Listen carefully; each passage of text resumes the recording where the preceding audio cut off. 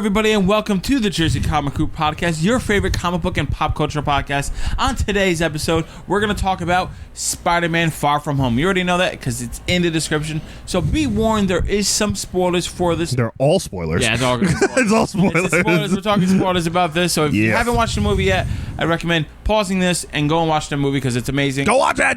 And if you haven't and you don't care about spoilers, stay around. As always, I am Rob Moran, and with me is Chris Heller. And we got a great show for you. How are you, sir? I'm good. How are you? I'm ready to talk about this. I know. Like, I don't care. I don't even care how you are right now. I just want to talk about you could be bleeding from your leg, and I'm like, all right. So Jake Gyllenhaal was amazing. All right. So let's do a quick summary of the plot. Sure. Go ahead. Yeah. I don't want to do it. That's fine. First of all, fantastic movie. Yes. I think we both can agree on that. Personally, might be top 5 Marvel movie for me. I'm with you. And best Spider-Man movie I've ever seen. That is, you were saying factual statements. Oh, thank God. Oh, God, I was so worried we were not going to be on the same page. I thought we were going to be like, well, wait, what about this? You're like, or I was like, I know, this is the best Spider-Man. It was amazing. Hands down. Yeah, so basically the premise is this is post-Endgame. This is the finale of the third arc, or Phase 3, as Marvel calls it. Or of the Infinity Saga. And the Infinity Saga, yes. And so this is kind of like almost like if you look at it as a book, this is the epilogue chapter of what happens post the main story of this book. But I think also creates so much more than just an epilogue. I was about to say, for an epilogue, this is better than half of the stuff that happened. This, for me, is borderline as good as Endgame and Infinity War. Yeah, I was so surprised at how much I absolutely loved this movie. I was so surprised at how much they absolutely took me on this almost very basic adventure, right? Yes. It's a basic journey with a basic adventure, and the stuff they put in just absolutely blew my expectations out of the water. And then, which we'll wait to the end, but we gotta wait for that. The after credit scenes basically took that story and made it almost another story and a better story in 2 minutes. It was absolutely amazing. But anyway, so the premise is Peter is back. They call it the blip. I like that. Because the blip is when people come back. Yes, the blip is when the people came back because obviously, like, you got to realize the world was not there for the snap. They don't know there was an actual snap. They know it as like we blipped out of existence and blipped back, which I think is really smart. Yeah, it was like a blink. They were like, huh, what? Yeah. What's they knew on? Thanos did something. They knew he came to Earth. They knew the Avengers fought him, but they knew they blipped in and out of existence. So basically, Peter is on this class trip to Europe. He goes and wants to, basically be a normal teenager. He doesn't want to be Spider-Man right now. He's still reeling with Tony's loss. He's still reeling with, himself being blipped in and out of existence, and Thanos, and he was in space, so he wants to be a normal kid. He wants to go hang out with the girl he really likes and hopefully make a move, and she responds positively, not get his heart crushed, and have fun with his friends on this trip. And things go wrong on the vacation because it's a Spider-Man movie, of course, and then we follow that event. Yes. So before we get into the details, yes, I wanna go in the beginning. I want to say, before we even start reviewing the movie, those of you who have watched the movie, watched the trailers, are going to notice that some of the scenes in those trailers are not there. Mm-hmm. You were like, wait, I thought there was a scene with the cops. Oh, he got his passport. There's a couple of things that aren't in this movie. So on the Blu-ray release, there's going to be those scenes released. It's going to be like Peter's to-do list. Yeah. So it's all going to be like the stuff that he had to do before he went on this vacation. Because for me, I was like, wait, I'm missing a chunk of the movie. What happened like with this, and this scene? So we're going to get that. Don't worry about that. And I'm sure it's going to be great. It's not going to be like the Avengers Endgame after credit CGI fail Hulk scene. So don't worry about that. The Hulk scene. But yeah, it just wasn't finished. It just wasn't done. That's why it was just This is Marvel. They don't release it. They don't release it. Why not? They did that with the Clone Wars secret episodes, and that they had so much info in them, and half of them weren't even half done. They were like people not even walking. They were just sliding over to places. But in today's world, here's Star Wars Clone Wars. Here's Endgame. Obviously, right? But still, like it was a post-credit scene that wasn't done. I'm fine with it. People had expectations. Did you see Avengers again, or did you just see that on YouTube? I just saw that again. Oh, you dirtbag! I couldn't do 3 hours. We did. We went and saw it again. I saw it 3 times before that, so I was like, "All right, is this movie worth 12 hours of my time?" By the way, yes. I gotta see it with somebody else. Side note: I cried more this time. What viewing is this for you? Number 2. Yeah, oh yeah. Even though I knew it was coming. Even though I knew it was going to happen. I get it. I was more emotional this time. I don't know what's going on. The highs were higher and the lows are lower each time you watch it. I'm like, what? By the third time, you're just exhausted. You're just so like drained of you go tears. Numb. I didn't cry in the third time. I was like, oh.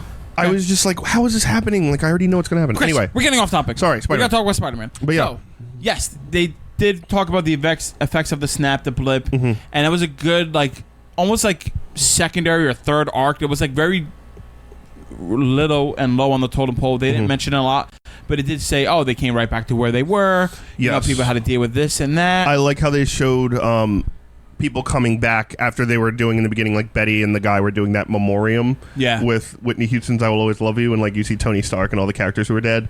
How they showed like the blip, people coming back, like the basketball game comes back while there's like a marching band procession, which is dope. And like, so like, yeah, that was one of the questions, right? Like, what happens when they come back? Are there like people like who are in airplanes who are going to blip back right where they were in the sky and just fall 30,000 feet to their death? Which like, we don't know what happened with that. Which we don't know 100%, but they like might have died. They probably did. So, but there was a lot of stuff like there was like. They were talking about reports of like, hey, like I thought my like people were in their house. There's a huge homeless population now, which we see in the beginning at Aunt May's kind of like almost like feast. Which, if you play the Spider-Man video game, yes, like you remember Aunt May works for a homeless shelter, so that was cool. So that was a big thing too, because a lot of people who were like, hey, they blip back into their like homes. Someone has purchased that home already. Can you imagine how crazy that is? Like you blinked and like, oh, all right, that was a little strange. Whatever. What? This is not my house. What? You're not my husband anymore? What's going on? Imagine, right? Like how fucked would like that your be? life is gone? How fucked did that But that I think is one of the brilliant parts of this story, because they're like, yes, we defeated Thanos. Yes, Thanos is no longer, but his effects of what he did can never not be outdone. Like, and he has changed this universe forever. And I'm sure this has set the seeds for future villains down the road to come up and like, oh, I was like this and this because the Avengers invited this threat and they're going to be like a villain. Yep. Whether it's Spider-Man or whoever, that's going to be a great beginning story. I think so too. But anyway, like this, so I think this movie had a great 3-act like play almost. I think the first act, as much as I liked it, was I mean, it definitely focused on like a coming of age story. Yeah. And this one, I think even more so than the first one. Yeah. Because they're going out. There's love. There's this snap. Yeah. The first one's more like, hey, I'm Spider-Man. How do I do that? There were some campy moments that they could have cut, and I would have been fine with. But I enjoy them being there. I'm okay with all of it. I had no problem with this movie whatsoever. Oh. I liked some of those campy moments because it gave you. There was such a heavy weight looming on Peter at all times. And for anyone who reads the comics, they know that as well. Like, Peter always has the weight of the world on his shoulders. Like, that's Spider-Man. Like, Spider-Man is someone who has almost too much baggage to withstand, but somehow withstands it. And to have some of those campier moments, like, the scene where he's like the hot little Russian lady who works for S.H.I.E.L.D. like tell him to get changed, his pants are down, the guy catches him. That was fun. Like, stuff like that is like hilarious. And also good. Awkward in that teenage moment, right? Like, always. Like the awkward teenage moments were like so palpable, but so good. Let me ask you a question. Beginning, we see Aunt May and Happy Hogan. Yeah. Right. And I'm like, I turn to is that new dress? Yeah.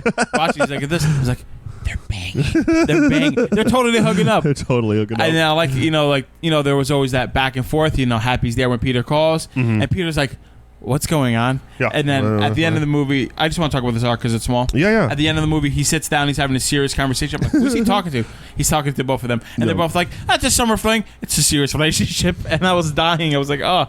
He's like, we'll see where it goes. And he's like, no, we're together. And then they're like, what? And he's like, I'm out of here. And he's like, I need to leave. Whips out of there. But that was great. Their dynamic back and forth. I think Happy, good, hands down, the best moment of this movie for me was the scene after post Peter getting Mysterio mind fucked. Well, we're gonna talk about that. We're gonna talk about that. That's the best moment. For me. And then into the happiness and the plane and all that. That's my favorite scene. Let's talk about that scene. Yeah. So like, go ahead. So first of all, as like I've been saying on the show a billion times, I love Mysterio. Mysterio is one of my favorite villains. This movie to me, even more so than Thanos' Gauntlet, got Mysterio from the comics perfectly. The illusions where he puts Peter almost in the mindscape and the green smoke and the glass shattering here and the giant Mysterio fist here. I thought you were going to talk about the plane scene, not the This is getting to that. Okay, go ahead.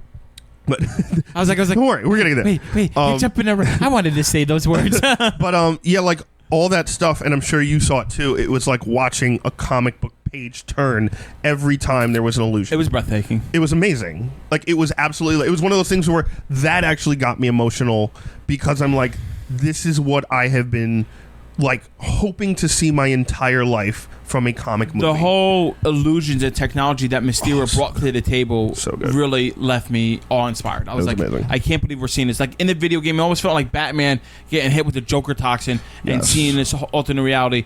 In the Spider-Man game, he goes into this like alternate reality because of this.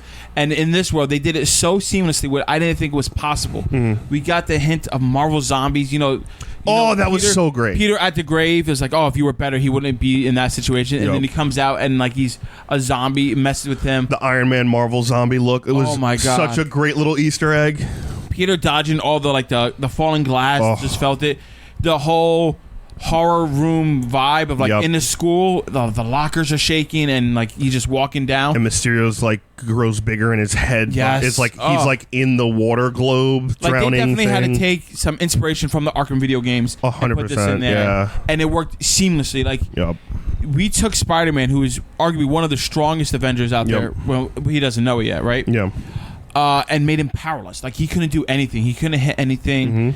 He couldn't fight. He didn't know what to do. And I like it because, watching the movie, I'm like, he's going to figure out his spider sense and use and hone it properly. That's pretty much like the whole point of this fight, right? It was amazing.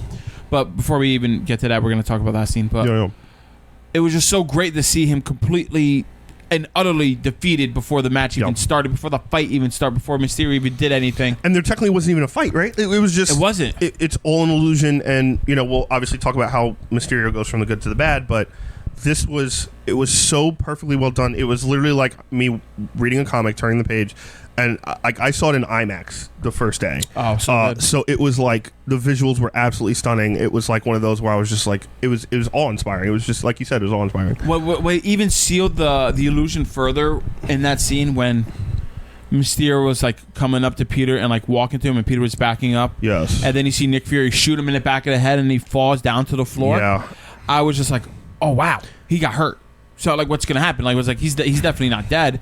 I was like, in that moment, because I'm so immersed, I was like, this is real. Like, all right, Nick Fury. It blows you away, and then Nick man. Fury was like, quick, tell me who up. And Peter, as a young kid, gullible young kid, does what any young kid would do in that situation. You're Nick Fury. You're gonna help me. Yeah. Yep. And then it just reveals that it was Mysterio again. So and then good. He gets hit by a train. So good. Fantastic. So but. Like, after that, the train sequence, and he's messed up. He's hurt. Yeah, bad. And he's in this random town, and he's getting, he gets someone's cell phone to call, and you think he's calling Nick Fury again, but he's not. He's calling Happy. So he meets, like, Happy lands kind of one of those Stark planes in this, like, huge flower field.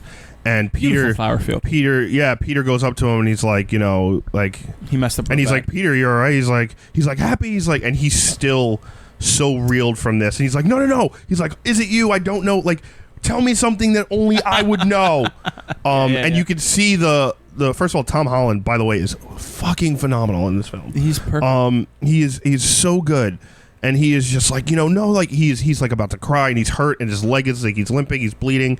And he's like, no, tell me something only I would know. And he's like, remember that first time I took you to go help Tony with the Avengers, and you ordered that movie that we pretended like you did? And he's like, okay. It was really funny. They didn't say the title, but I know because of the price. It was an adult film.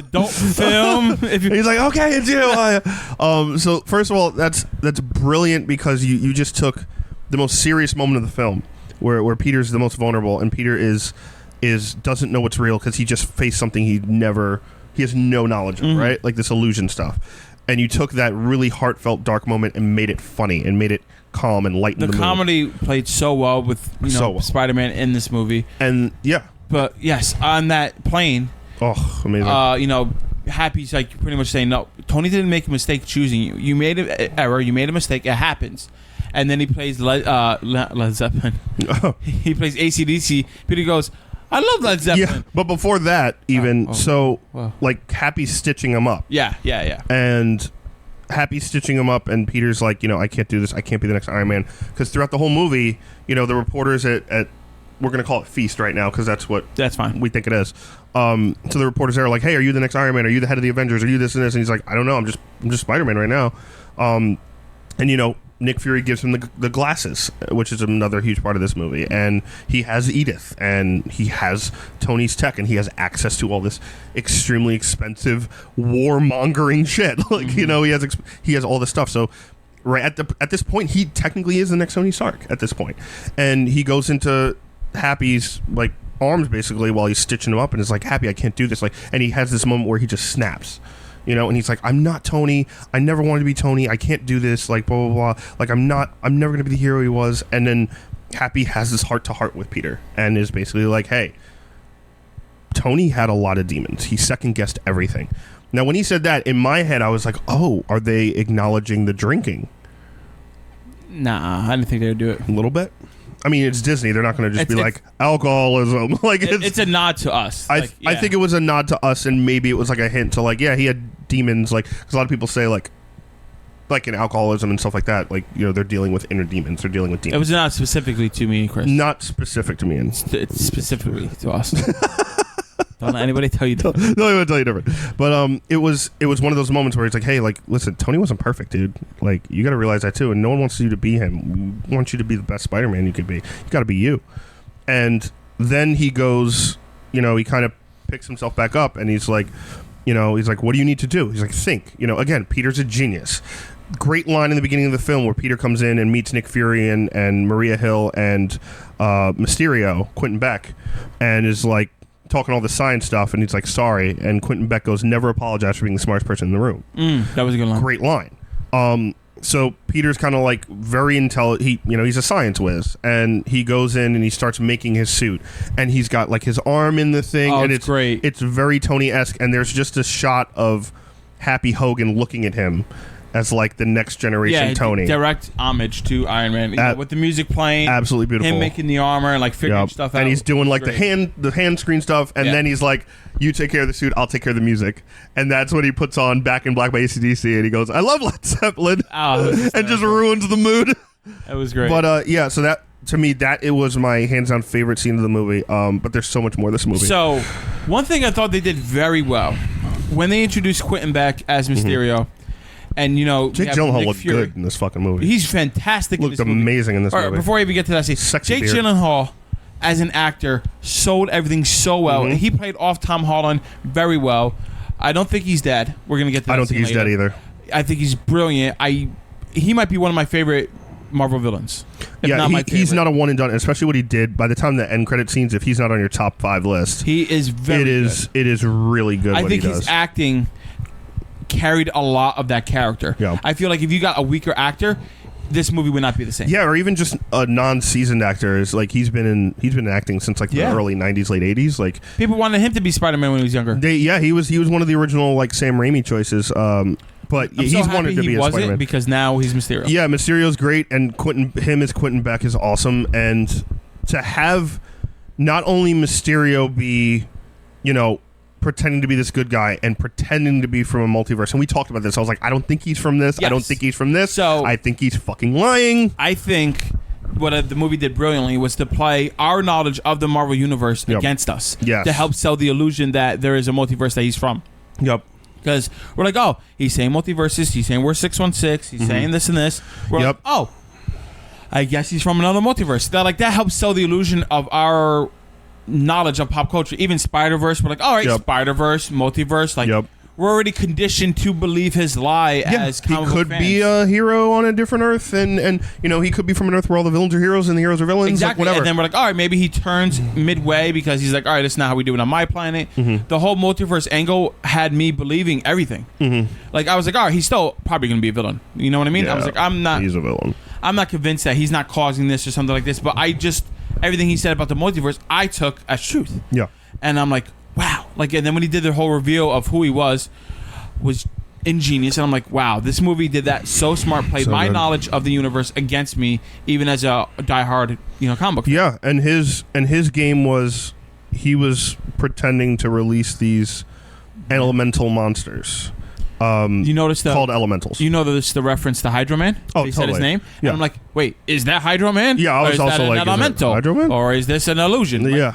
that had me guessing even more because I knew like they used my knowledge against me. I was like, oh, you put a Hydro Man reference. Okay, is that an Elemental? Is that a Hydro Man? Because in the comics they're very similar. Yeah. Or is this a creation from Mysterio that he just did? That way he could hit it. Yeah. We see Spider-Man try to fight it, so it must be real. Like all these things, it did so well to play my knowledge against me. No, it was amazing, and the fact that he kind of like comes at like he's in the first scene, right? Like you see Nick Fury and Maria Hill kind of looking into this, and it's like, yeah, they said this storm had a face, and it was like, oh, we're storm chasers now, and he comes out of nowhere. He's like, you don't want any part of this, and like, oh, like first of all, bubble helmet. I was like, yes, bubble helmet worked well. Worked really amazingly. And he comes in and he does his little like almost like Doctor Strange like magical shit. Well, speaking of Doctor Strange, his costume and the way he fights obviously is a direct relation to like the Avengers that he saw. Yeah. Like the Doctor Strange green magic, the cape aesthetics of like Thor and the way he moves in the air, and then Iron Man, like for the suit. Like he had these ideas he pulled from the different Avengers to further sell this lie to everybody else. And even the bubble, like in the comics, it's literally like almost like a dome bubble, right? Like so Quentin Beck takes it off of his head and puts it down on the table. In the movie, it kind of unforms around his face, very much like Iron Man's, which is like, great. face I like armor. that. If so it kind of like deforms around him. Also, it's part of an illusion, so it's not really there. Yeah. And it helps sells it because you don't have to worry about making the facial structure of you talking. Exactly. When he's walking, it makes it easier. So that's another smart thing. Exactly. And he had like kind of a different voice, like an animatronic voice inside the bubble. And like there's the smoke, so you don't have to worry about the face. Exactly. It saves you time, and it was awesome. And like he seems like a hero, right? He comes in, he's saving the day, he's doing all this stuff. I absolutely love that they mixed, to explain his powers. They used actual technology in the world. They used drones. They used illusions. They used cameras. They used technology. In the comics, it's very basic. It's very, he is the master of illusion, and he's basically like the world's greatest magician. Yeah, and in the comics, there's a couple of different origins. There's the magician origin. There's also the failed special effects guy. Yep. So this kind of like was a combination of the two. Yeah. When he did the reveal in the bar, which I thought was strange, and I know all of you who have watched it would thought was strange because Peter was in like a suit with the mask off, and so was Quentin Beck, and I'm like, why? And then when Peter leaves, he's like, it was that easy? You see his acting change. The lighting from the bottom up was great, and then like he just starts jumping like almost Joker-esque, and like his monologue, like I said, like a lot of this I feel was inspired by that, and then he goes into. Like he has a whole team here of failed or former Stark employees. Like, brilliant. Oh, you, because they did a recall from Iron Man 1 with the guy from Obadiah Stane. You know who he is, right? Yeah. Hold on. I know this. You're gonna shoot your eye out, kid. He's from the Christmas Story. Christmas Story. That's Ralphie from Christmas Story. Yeah. Yes. Look where your acting career got you. Oh yeah. Terrible, shitty movie. I hate that movie. Whoa. That is the greatest Christmas movie ever. Oh. We're going to talk about this Christmas time, but that is not the greatest Christmas. Yes, it is. Not even top Hands 5. down. Not even top 5. Oh, you're a communist. Oh, you're an absolute communist. You're the only reason you're you don't like it. The only reason you don't like it is because it's circa before 1995. No, I like older movies. No, you don't. Yes, I do. Christmas movies? Yeah, all my favorites are older than that. Oh, Christmas Story is the best, hands down. That's not. That's why it's on 24 hours a day on Christmas. Just saying. Anyway. Somebody sucks somebody off. Anyway, rather watch the Grinch any day of the week. Grinch sucks. What? We're not talking about this. We're gonna have a Christmas. It's a very basic story. It's always fucking. Yeah. All right. They forgive a criminal because he gives back toys. Just think about it. Okay. Let's forgive Mysterio after killing millions of people because he gave stuff back. It's like the same thing. I do it. No, you wouldn't. He's very charming. He's very charming. But anyway, he destroys the illusion at the bar. He gets Edith. That was his plan, right? He wanted Edith, which was the sunglasses that stand for Even Dead, I'm the Hero, which is hilarious. Last little Tony dig right there. But like him having this whole slew of people was great. And like it helped sell like to me, that he could do this. Yeah. Because even as one person, I'm like, all right, how are you going to do all this? It's hard. Also, he himself, we see, was used to work for Tony and helped him make that quote unquote barf technology. He was so mad. That Tony took full credit for on stage, showing off his when he's younger and he's showing his last memories and stuff like that. We see that Quentin Beck's off stage, like kind of doing everything on a pad, setting up that stage. So he's very much like from Iron Man 3 on a disgruntled employee. Spider-Man, these two movies have done a great job as turning like the everyman, the average man into the villain, and you kind of almost root for them. Like Vulture, like you know, he was hardworking, and then he did this. He also played into his role. He was a vulture. He went and scavenging for parts to make this stuff. Their villains are in black and white. Yeah. Like you almost root for them. Like after this, I was like, yeah, I get it. I definitely believe Tony Stark was a giant jerk to these people. Oh. I can see them doing this. By the way, the one lady fixing the cape, the whole movie. Yes. How funny was that? That was great. Do you still need a cape? I could be shaking the hands with the queen in any minute. Yeah. You better make sure there's no creases on my cape. What about now? Make sure this. Keep doing it. Your illusion's falling apart. Did I say stop, Brenda? It was great. And was it Brenda? I don't remember, Sarah? but Brenda sounds good. But also not only I liked the connotation of while his illusion breaks down, his mental stability also breaks down. I did like, and he becomes angrier and more psychotic and more loose and it just again the acting sells it. The acting sells it. The characterization, the writing, like the fact that he is unraveling as a human being, just like his illusions are, is a great allegory. When he was unraveling, yeah. But the one thing he said to his team, he's like, they'll see what I want them to see. See what I want them to see. So I still believe he was unraveling and losing control, and he's slipping down, and that's going to lead to Spider-Man's victory.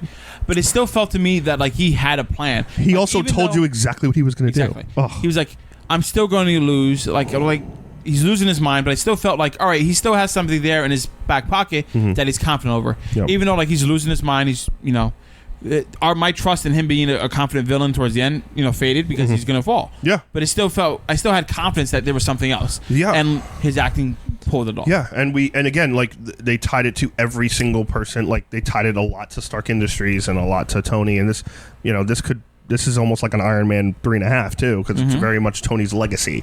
Like you said, Obadiah Stane yelling at Ralphie, Tony Stark built us in a cave with a box of scraps. That guy comes back in. Like all these people who are kind of disgruntled employees who are like, yeah, like the world. I wrote the story, which is great. That was great, cool. and he has like everyone has their role. It's almost like a movie production, which goes in line very much with his special effects life and one of his origins. And as he unravels, and then we get to does Nick Fury know? And Peter's like, we got to make sure Nick Fury knows, and blah blah blah. We got to do this and this and this. Till their final showdown in London is an amazing story arc, and his illusions are amazing, and like we see kind of like he's almost like in a mocap suit, right? Like which is smart. His purest form is like a mocap suit where he like puts his illusions up. I can definitely see Jake Gyllenhaal and it's basically like a director, you know what I mean? Jake Gyllenhaal during the interview. So what's my costume? A mocap suit? Yeah, but what am I going to look? A mocap suit. Oh, okay. Let's take a break for a second, Chris. Yeah. About all this superheroing stuff and the fighting. Let's get down to more of like the romantic level. Sure. So the whole caring, the whole student side of everything. I'm gonna say I liked Ned and Betty way better than the Peter MJ story. They were so because they were so ridiculous. Annoying. I was like, oh yes, honey, and Peter's like, what do we do? By the way, everyone's had that like friend who turns into that. Yeah. Where like you have to make a choice of like, do I wait till this is over or do I just not hang out with them anymore? Yeah. And it's just like usually it's you don't hang out with them anymore because it's just too much. I thought it was funny how like because like Ned had this plan, right? He's like, dude, we're bachelors, we're going to Europe. Like he's like, one thing I know about Europeans, they love Americans. It's gonna be great. Like, and Peter was like, are you sure? Yep. He's like, well, I don't know. He's like, I kind of just want to get to know MJ and blah blah blah. And he's like, dude, we're going to Europe. Like it doesn't matter. We're European. And great at the end of the trip, at the end of the plane ride to get into Europe, he's like, oh, this is my girlfriend. What? Yeah. What? We're not matches? Hey, babe. Like, okay. Peter, I was a boy then. No, I'm a man now. After a 10-hour flight, it takes a girl to make me into it. It was great. But the Peter MJ, I loved it. I was like, all right, that's perfect. That's like the modern day MJ. I can see it. It was really good and awkward. It was cute. I loved it. It was very good and awkward. Zendaya played her character like she did before. Did very well. And I know there's a lot of question of like, oh, they kind of like it didn't seem like she was into him and in the first one, and they kind of like fell for each other fast. Listen, people, that's high school, man. Yeah. Like that's what happens in high school. Like shit just happens. Wait, that's life. It's life. You could like the next day you could be like, oh, I love this shit. Look at my god. I mean, I would hope not because you're an adult, but like, I would like it's more so a big high school type like love thing. Yeah. Which I think Betty and Ned's was perfectly done. Like when Ned gets tranquilized and the doors close and she's like, Ned, and he's like, he's asleep. Oh, that's why he didn't text me back. Like that's so high school. Oh my like god, shittiness. When Peter was wearing the Edith glasses and he turned and he saw, he's like, I miss you so much. I miss you too. And they're sitting next to each other. And Peter visibly was like, and then Peter was like, oh. Which is, I think everyone in the audience was also like, oh. I was my exact reaction. I was like, stop. God, just jump out of the window. Like it was awful. I know. I've known people who have been like that. I refuse to be in contact with anyone who is like that. I remember when I was younger and I saw that happen to one of my friends, and I'm like, but at the same time I was like, man, I wish that was me. I was like, man, I wish I had some. I'm gonna just go home and play some video games or something. I was like, oh, you're sickening. I wish I was sickening. And I'm sick to myself because I feel this way. I'm sick for multiple reasons here. But yeah, I thought so. Here's my like final MJ thing, because everyone always asks me, because everyone knows I'm a very big purist as far as comics.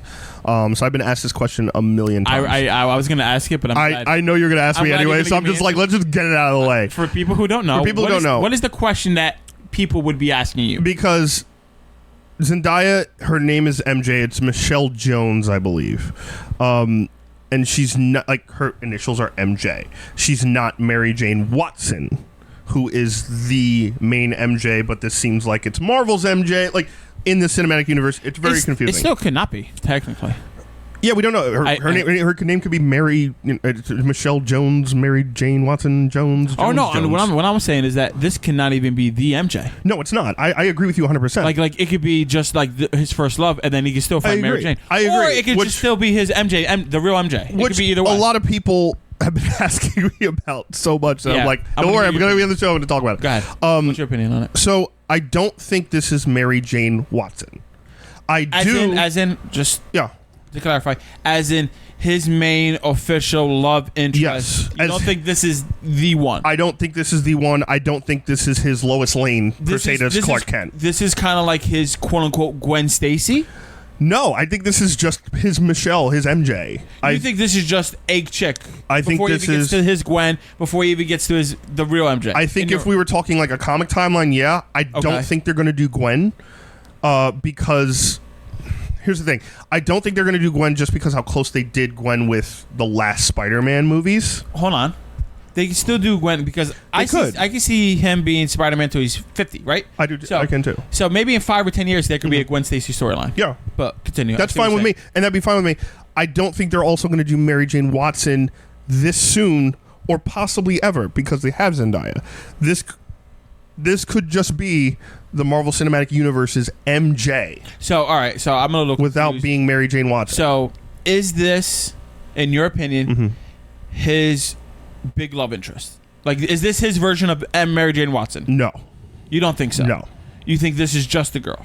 But there's a possibility. No, I think this is like his first high school love. So this is like his first high school love, like his Gwen Stacy. Post Liz Allen. Okay. So we don't count Liz Allen. No. We don't got Liz Allen. She was there and gone again. Yeah. There's only like major. So like this is his his first major love, like his quote unquote Gwen Stacy. Kind of, yeah. So this is not his quote unquote Mary Jane. I don't think so. Okay. And I think if they, because again, like yes, like this, like Zendaya's MJ is very good, right? She's very awkward and quirky, and he's getting her the Black Dahlia necklace because she likes murder, like which is she's very like emo-esque. Like it's very like high school is not the same when we were younger. It's not, and like it's very much like that. I'm like, all right, that makes sense. And I will say the only nitpicky thing I have about this entire movie is the necklace broke. No, not that, because I like that the imperfection is what she liked. I got it, but it's the awkward way that bullying happens. I still am not like I'm sorry, like cyberbullying and like doing stuff online, like Flash is like basically like a live Instagrammer the whole time. That's cool. I don't care. Like that's not a bully. That's not intimidating to me. Like I know that's how it is today. Yeah, and I know that how it is. Like it's a lot. I would argue that's worse than the bullying when we were younger. The cyberbullying and everything. You could easily turn a computer off. We're gonna agree to disagree on this. It's stupid to me. I'm unless there's someone in your face like throwing punches, I don't or bothering you as you're like yes, like people say things and it hurts, right? Like especially when you're younger.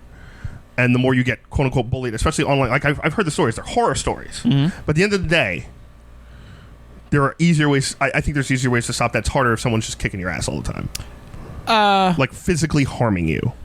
I don't know. That's just me. I disagree. I think cyberbullying and that kind of bullying is way worse because it never stops. Yeah, sure, you could turn off a computer. True. Who turns off a computer? You're. No, I agree. You're in that age. You're the exception. Oh, 100%. But like you're that age, and it's like. You were brought up in social media. You were brought up in communication. Because even if you turn off your phone, stuff like that, your friend's going to call you or get in touch with you. Yo, he's saying this about you online. Yo, exactly. it's this and this. And that creates other a punch fights, to the face only happens 8 hours when you're at school or whatever. Like, all right, that's the way you have after school special. Yeah, everything else is 24/7. This is where we're going to agree to disagree. But I understand. But it's just, to me, it's not as intimidating for like someone across the way from you doing this than like, hey, I'm going to kill you at 3 o'clock. Like that's, I don't know. Either way, it's awful. But to me, I think they're like the old Flash is way more intimidating as far as because I don't think they're trying to make this Flash intimidating though. I think he's clearly the bully. He's a dick. There's a difference. He's being a dick. Yeah, they're not putting him as a bully. You got to have the bully. I don't think you do. I do. This story doesn't have the bully, and it works beautifully. I think one Flash is partially the bully, but I also think what's his name, the kid who like didn't get blipped and who aged, the attractive Asian guy. Yeah, they're just he's just a dick. But he was also bullying Peter into not being around MJ to help himself by blackmailing him when Edith takes the picture away. That was great. I guess. But anyway, so. And they all think he's crazy. They're like, okay. Yeah, and then one he's like, I'm gonna be the cool professor. JB right Smooth, man. He's like, good. Cut the shit out, man. He's like, don't do this. What are you doing? His greatest line, he's like, my scientific mind, it's got to be witches. It's witches. So like JB Smooth was awesome. The other teacher was awesome too, where Peter's on the plane and he's like, he goes, where like didn't he like blip, like his wife blipped back and didn't want to be with him, or like he blipped back and his wife left him, and he's just like so depressing. Like everything he said was just like, oh god, like oh man. So that was funny. But let me the Zendaya, the Zendaya thing. So Marvel has positioned themselves in a great strategic place with this character, her being MJ, because they could easily pivot to either way. They could pivot like this is his full-time love. It's MJ, just renamed, or no, this is just Michelle Jones. This is just a person, and now we have the MJ is going to be introduced. And I think this is his MJ. Okay, I think this is his big love. And so I'm proven wrong. That's how I'm saying. I think so. Again, I think they position themselves. I agree. They position themselves well with Spider-Man, probably better than any other character, because right? If they find a fantastic actress that they have great chemistry, they're like, all right, Zendaya, you're gonna die in the 7th movie. I'm sorry. And they're dating in real life now. No, are they really? Yeah. Oh my god, that's so cute. I'm so happy. Really? Yeah, I mean, it's Hollywood love. Hollywood love. I don't care. That's awesome. But anyway, so that just further makes this movie that jumped up another notch, and the movie went from here to here after you told me that. I didn't know that. That's awesome. But anyway, so like, here's the thing, right? Like, again, they positioned Peter Parker in such a great way where they're starting him as a teenager, right? Arguably, like Tom Holland, I think has one more movie, and then his first Marvel contract is up. You could obviously they're going to extend it. Yeah. You can honestly have the next. Arguably 10 to 12 years of just Spider-Man in something, right? Whether he's easily going to get his own third movie, if not fourth, and it's only going to grow from there. So I think Spider-Man is in the position to have more movies than Star Wars movies. Well, like total with other people playing Spider-Man. Nope, just Tom Holland. Are you counting just Spider-Man? Or are you counting Avengers as well? Ooh. Because with Avengers, yes. Without, no. All right. There's no way there's going to be like Spider-Man 6. I think so with Tom Holland. I don't know, man. I think so. I'm very confident. I don't know. But they've done 2 so far. Ready for 10 more. I mean, yeah, after 2, yeah. But it's at the moment they have a trajectory for him, right? Like whether this MJ is his first love, and based on the ending of this movie, she wants nothing to do with him because of whatever she may think.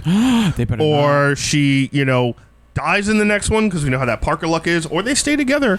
So, whatever the case may be, there could be a Gwen, or I think Gwen would be the next logical choice because of one storyline with her. Yes, I agree. And number two, if her name isn't MJ, and it won't confuse the mass amount of people. Look at it like this way. Or unless they just call her Mary Jane. Let's say if they do Spider-Man in arcs, right? There's the 3, I want to say 9 movies. Let's say total. It's a little strange. The 3 arc could be like, all right, this is his MJ. Not his MJ, but this is just a girl. The next 3 is going to be the Gwen Stacy arc, which is going to introduce the Green Goblin. I think so. And then the final arc is going to be the MJ, which is like Mary Jane. Watson. They can do that. Yeah, because and like this isn't against Zendaya, and I know there's a lot of people who are like all about Zendaya as MJ or Mary Jane. That's fine, but that doesn't mean she's Mary Jane Watson. This could be just Marvel's version of MJ right now, which is also okay. Until they have shown me otherwise, this is what I'm believing. That's fine. I still don't think it's MJ because I think I get it. Spider-Man's just such a character that has so many like yes/no qualities. What do you mean? Yes. Meaning like, oh, what I'm reading is exactly what's happening, and it's like, oh shit, no, it's not in the next issue. Yeah, like it's very much like the twisty, turny, like you're not supposed to expect what happens next. All right, Chris. Yes. I think it's time for us to talk about the mid-credit and end-credit scenes. Yeah, I'm okay with that too. Ready? I mean, I'll talk about it. This movie all day. I know, but I think it's time. You ready? I'd like the first one if you do the second one. All right, I can do that. Okay. Well, because the first one is what I've been saying for years about this person coming back. As long as because I'm going to talk about it, obviously. I mean, we're both going to talk about it. You introduce this one, I introduce the next one. We communication is key to any good relationship. Friendship. Yeah. Relationship is any kind of friendship. Let's make it clear for everybody, though. Romance here. But yeah. So after this guy love, no, amazing, it's don't want from us. So after this amazing movie, and Peter eventually stops Mysterio with his Peter Tingle, aka Spider Sense, which is just a great gag throughout the whole movie. It's Peter Tingle. Happy's like, oh, you Peter Tingle? What? Stop it! You're talking to my aunt too much. Can we stop calling it this? Stop talking about my aunt. Which I thought that illusion on the bridge where he is taking down the drones, and he's so good. That last fight scene's amazing too, where he's also catches fire and he webs under the bridge and slides through the water to put himself out while still fighting is just awesome. I'm gonna watch the movie again today. I gotta watch it again. So anyway, they're fighting, yada yada yada. He stops him, and Mysterio's going nuts, right? He's like, fire everything, and boom, boom, boom, boom, boom. And they're like, no, you can't because you're in the hit zone. And he's like, I don't care, do it anyway. And literally, he's breaking through the illusions with his spider sense, taking down drones. Amazing. Then we think Mysterio's dead, and then he literally tries to shoot Peter in the head. Literally tries to shoot him in the head, and he stops him. You want to hear what I think about that body? Yeah, I think it's also an illusion. Nope. What? I think it's a chameleon. You think they brought in the chameleon for that? I don't. I think it's the chameleon, and then he stopped his own heart. I don't. To sell it. I think he's either dead or it was another illusion, and he was somewhere else by then. Okay, fair enough. I think that. But even if he is dead, he's still going to linger and last because of what happens. I don't think so. We get 2 end credit scenes, which arguably are its own movie in itself. So Peter's with MJ, swinging around the city, back in New York City. I thought they were going to be at the Daily Bugle because when he took the selfie you did from the game, I was like, and Heather's like, watch this. I was like, what do you know, woman? I was like, is he at the Daily Bugle? She's like, no, hon, I have no idea what's going on. Watch. I'm like, okay. Oh, okay. So he's swinging through, gets MJ. MJ's terrified. She's like, I'm never doing this again, blah, blah, blah. And we all are like, ha, yeah, all right. I'm like, yeah, okay. So he lands, he's right in front of Madison Square Garden, and he's on this light post. And by the way, the building he swung through was the old Avengers Tower. Yes. And I think that's going to be the Baxter Building. I hope so. I hope it's something. Baxter Building or New Avengers Tower or whatever. No, go ahead. So he swings through, and he's blah, blah, blah. He's on top of this light post, and the big screen outside of MSG comes on, and it's J. Jonah Jameson. But it's J.K. Simmons from the original trilogy. J. Jonah Jameson. And by the way, really smart. They updated it to dailybugle.net. It's almost like an Alex Jones-esque show instead of just a newspaper because no one reads newspapers anymore. Dude, it's great. I wish he had the hair. I wish they gave him a wig. That's what I do too. I do wish he had the flat top hair. I wish they gave him but it's fine. It's fine. He's still J.K. Simmons. So I'm like, all right. Man. They're going to change the comics to look like that for you. That's perfectly fine. They're going to have an issue where his wig flies off, and Peter's like, well, that's interesting. Yeah. He's like, you tell no one, Parker, no one. But so he's flipping out about Spider-Man and Mysterio. He's a menace, blah, blah, blah, and everyone's cheering and screaming and laughing and crying. And he goes on screen and says that Spider-Man, there's new footage that says Spider-Man was actually the one to cause this, not Mysterio. And it's Mysterio, it's Jake Gyllenhaal's face, and he's Quentin Beck's just like, hey, like, he's like, it's Spider-Man doing this, I tried to stop him, blah, blah, blah, blah, blah. And, like, he's just showing the clips of, like, kind of Spider-Man fighting into him. And it altered the clips to look like he killed him. Yes. Oh. And then that scene cuts out, so everyone's already like, what? Like, holy shit. Like, now Spider-Man's going to be on the run. It's going to be like Spider-Man Wanted all over again. And like, Jonah's going to be after him all over again and all this stuff. And then the second clip comes back. Oh, you want to talk about that, or you want me to keep going? I want to say it. Okay, go ahead. Mysterio reveals that Spider-Man is Peter Parker. Throws up a huge picture of Peter Parker's face, and now everybody knows that Spider-Man is Peter Parker. Yep. And Jonah's screaming at the screen, and he's like, "We have his." Peter Parker. And literally, like, Mysterio's laying on the ground, and he's like basically like, he's Peter Parker. We found out who he was. Like, Spider-Man is Peter Parker, and boom, like you said, picture of Peter. So in the comics, and literally it ends where he's like, "What the?" Like how Aunt May in the first one finds out he's Spider-Man and says "WTF." He does the same thing, and then it ends on him. It was great. In the comics, Spooderman revealed his identity in Civil War. Yes. And then in the current comic book continuity, nobody knows who he is anymore because he teamed up with Doctor Strange to do a mass spell. So yeah, it was One More Day. It was really bad. It was.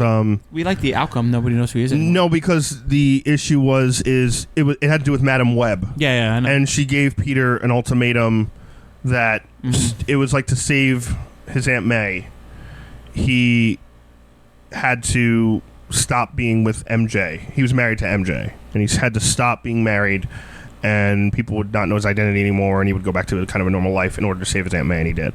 Yeah, very cool. Weird story. But I'm just saying, anyway, like, in the next movie, we can see Doctor Strange maybe erase everybody's thing. I mean, yeah, there's something. I mean, the cat's out of the bag. It's really hard to put it back. I don't know if they're going to do that. They might not need to, because they have everybody know who Iron Man was, so they could do the same. Yeah, I don't know if they're going to do that as far as like, hey, like, his life will never be the same, because that is the Parker luck, which we like kind of saw throughout the movie with him activating Edith by accident to kill the hot guy. By the way, this movie also showed the Parker luck that he cannot get along with any father figure because they all like die or get evil. I guess I also like Mark Bernardin said when they were reviewing it on Fat Man Beyond, he said something really, really good that when the luggage, like, he has Uncle Ben's luggage going into this, and he's still holding that baggage. It's a metaphor for holding on to baggage. And when that explodes in that fire, when the room explodes and stuff, and he becomes this new Spider-Man, he makes his own suit, that's him shedding the baggage of feeling guilty about his Uncle Ben. Nice. Which I thought was really intelligent. And something I would never think of. But you could have totally stole it, and I would have been like, good. Chris is getting smarter. I would never do that. But anyway, the aspect of his identity, his name being out there, like, I don't think he could go back to high school. I don't think he could do this and this. I mean, the fact that he told MJ, I thought was great, when that her and Ned had that, like, where Ned's like, yeah, I'm known for this long. Like, it's already competing. He's like, oh, you're friends with Spider-Man, but I knew first. I knew first. Longer. Yeah. And like, they know now, so like that was kind of, and she's like, yeah, I know you're Spider-Man, and she's like, I was only like 68% sure, blah blah blah. She's like, they thought you were a male escort. I don't know, like, you know. He's like, what? No. So like that aspect going into what we have now, just as far as that J. Jonah Jameson clip in that one scene. Oh, so good. There's like, can he go back to high school? Can his aunt like go to work and have a normal life? Like, everyone he knows is now completely done. Is he now like Tony Stark, where he's outed and now he has to clear his name, right? The first thing he has to do is clear his name. The last end credit scene also blew the minds of everybody. So last credit scene, we see Nick Fury and Maria Hill change into the Skrulls. Yes. I freaked out before they even said. I was like, oh my God, it's Secret Invasion! And I was like, what? I was like, shut up! And then we heard him talking. It's Talos from Captain Marvel. So the friendly Skrulls that we knew, I was like, oh man, this is not that, but it's still cool. Yeah. Like, he's been Nick Fury for a while. We don't know how long. We don't know how long. He could have been since the events of Captain Marvel. He could have been the one at Robert Downey Jr.'s funeral. He could have been the one that started the Avengers. Yep. By direction of regular Nick Fury. Because if this, it also made sense, some of the dialogue when you think back to it, like, oh, how did Nick Fury get fooled by Beck? Oh, because it was Talos. It wasn't real Nick Fury. Yeah. It was a real Maria Hill. Then we see Talos make a phone call trying to get Nick Fury. We see him on a beach somewhere. Turns out it's not a beach. He's in space on some spaceship. Yes, with a lot of scrolls. And I'm sitting there. And he's like, all right, people, get back to work. I'm sitting in a theater, and I was like, what is he doing? Out loud, people looked up. I was like, what is he doing? And Heather's like, I don't know. And I'm like, sword. I think so. I think he's making sword. So sword is a medieval weapon used to cut down dragons. Yeah, I think... And ogres sometimes now. And ogres. In Lord of the Rings. We're hunting orcs today. No, the sword is like the space version of S.H.I.E.L.D., if you will. Literally. So they are going out there to fight off threats before they even come to Earth, which makes sense that Fury would want to start sword because of the invasion that happened before during Captain Marvel's time. And he's so close with Captain Marvel. He's friends with Carol, and S.H.I.E.L.D. is technically no more in this universe. Correct. S.H.I.E.L.D. is gone because of Hydra. His next mission is to create a shield for this galaxy that protects Earth from things before it happens. He's using the scrolls. He's on this ship. I also think this will have to do with the Eternals. Yes. Because I think it's going to be... I think Marvel is shifting focus to... Earth did its thing. Next up is we need protectors of the galaxy. Like Guardians kind of has its own thing. They're kind of renegades, right? Yeah, they're renegades. They're not like an official force. I think the Eternals with Captain Marvel and maybe Nova, Adam Warlock, going to start this almost like Space Avengers sword force. This could also which is really cool. Just Alpha Flight. If it's an all-female team, yeah. So Alpha Flight is like Captain Marvel's team. Captain Marvel's team, yeah. Alpha Flight would be really cool. Is Alpha Flight only females? I thought they had men now. Oh, you're right. They do have men. I'm thinking of A-Force. A-Force. Thinking of A-Force. Which they're probably going to do too. They might. But Alpha Flight, yeah, that's Captain Marvel's kind of like sword defense team in space with a bunch of different like space-esque characters, Captain Universe, stuff like that. I think it's more sword having an organization out there so that way we could do both. So we could have... We had Avengers on Earth that sometimes went to space. We could have like an Avengers in space and on Earth. So we could have like instead of one huge team, we have two huge teams. Yeah. Whether you have space opera or whether you have down to Earth or X-Men stuff. Or X-Men. Yeah. And Fantastic Four. I can't wait. It's so good. But anyway, like these two scenes that were 2 minutes, I think have not only amazingly closed the chapter and also at the same time started this new chapter of Marvel, and with a breath of fresh air. With a breath of fresh air, with a brilliant stroke of genius. You know, to me, the second I saw the scrolls, I thought Secret Invasion at first, but then once it was Talos and he was communicating with Fury, and you see Fury on the ship with the scrolls, he's clearly working with them. Number two, I also thought this is brilliant. Like, this is how we bring in LMDs without robots. Yes. These are Fury's life model decoys. Like, in the comics, there's a whole, like, in the 90s... Smart. You never knew where the real Nick Fury was. Like, he would die in every book, and you found out it was just an LMD. It was a life model decoy. It was a robot. Now it's going to be Skrulls. Now it's kind of like Skrulls. I don't know if they're going to mass murder Skrulls, but, like... You have these Skrulls that are basically life model decoys at the same time. But it's good because it gets people more into the world of, there's aliens among us and stuff like that. So, I think it's time. Ratings? Yeah, go ahead. I'm doing, am I doing a letter? Am I doing a number? What am I doing? What do you want? I usually do 1 to 10. 9.5. I was going to say 9. Yeah. 10 because they're dating real life. This movie's a perfect 10. Yeah, no, I think it's a great movie. There's very little. I could honestly give it a 9.5 myself. Pick one. 9.5. All right, 9.5. So it averages out to 9.75. 9.75. We can do math. Yeah. Look at that. But yeah, no. I did it at home. I practiced. I was like, I know. Did you do the long way of dividing? No, I Googled it. Come on. Do you think I know this? So, like, I would say, like, it is... After something as big and all spectacle and all nostalgia and all waiting for this buildup of everything we've seen for the last 10 years since we were like 17, 18. Yeah.